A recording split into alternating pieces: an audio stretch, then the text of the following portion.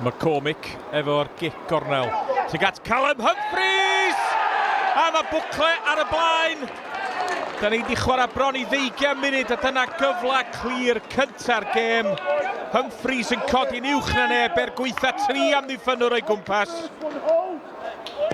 Grogan.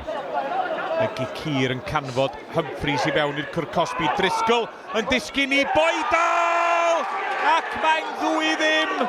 Y tîm cartra'n W mantais. Chwaraewyr Rhuthun yn hawlio bod na lawio.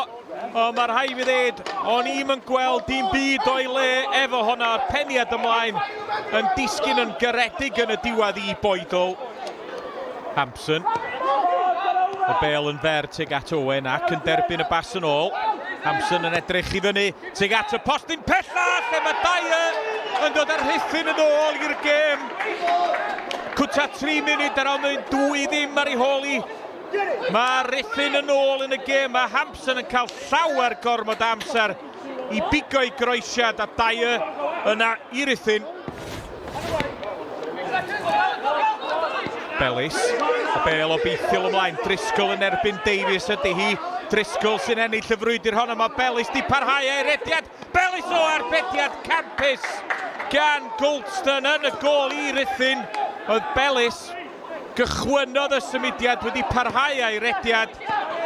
Ond arbediad campus yn y diwedd. Hampson sydd dros y gic rydd i fewn i'r cwrt bach. Lle mae Morris ar peniad!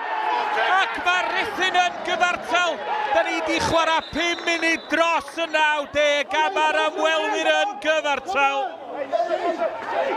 Giblin, os na gyfla i Bwcle. Y croesiad o'r peniad gan Dyer a fi ond y dim iddo fo roed y bel trwy rwyd i hun. Mae siŵr gen i na dyna oedd cyfle ola'r gêm.